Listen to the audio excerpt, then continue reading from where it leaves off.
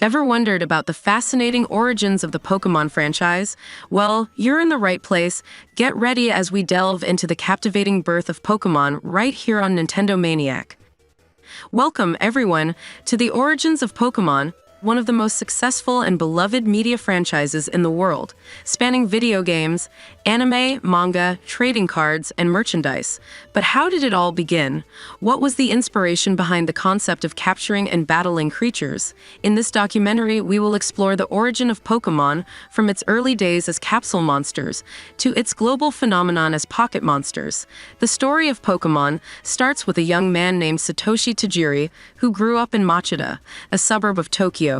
Tajiri had a passion for collecting insects and other small animals, which he would keep in jars or trade with his friends. He was fascinated by the diversity and beauty of nature and dreamed of becoming an entomologist.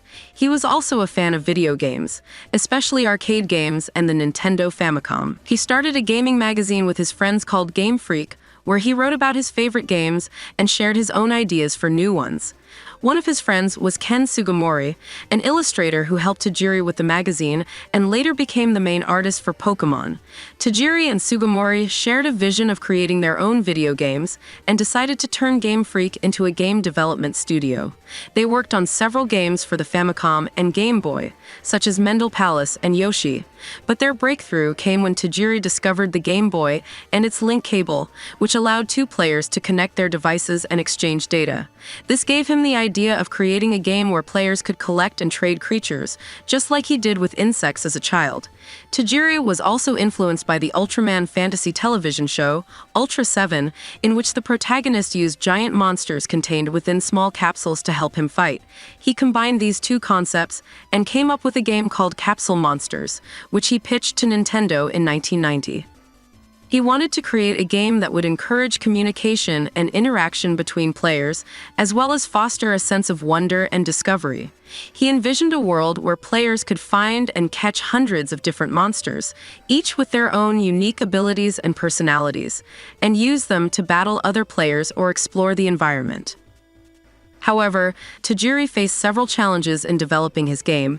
He had trouble trademarking the name Capsule Monsters, so he changed it to Capumon and then to Pocket Monsters, which was later shortened to Pokémon. He also had difficulty finding a publisher, as Nintendo was skeptical about the game's appeal and potential.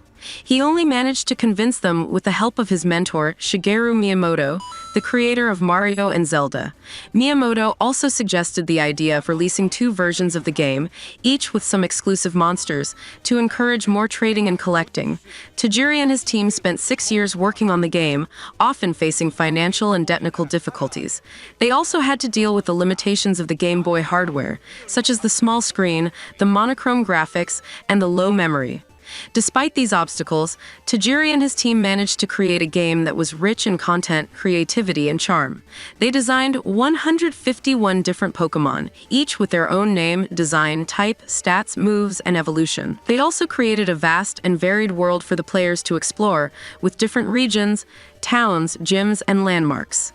They also added a compelling story, where the player takes on the role of a young Pokémon trainer who sets out on a journey to catch all the Pokémon and become the champion of the Pokémon League, while also facing the evil Team Rocket, a criminal organization that abuses Pokémon for their own gain.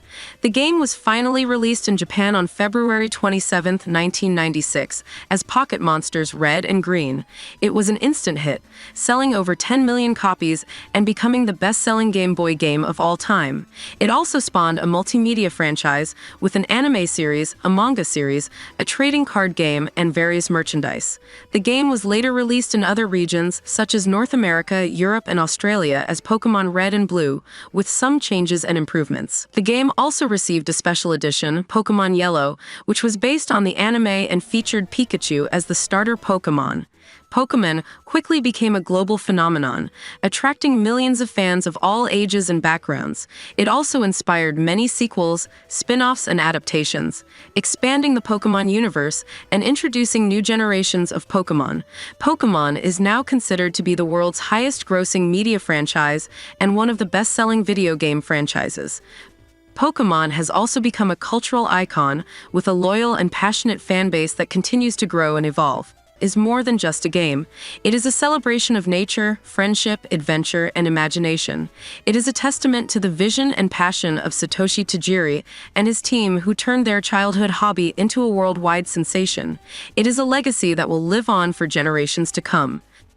Thank you for joining on this journey into the captivating origins of one of the most significant franchises of our time.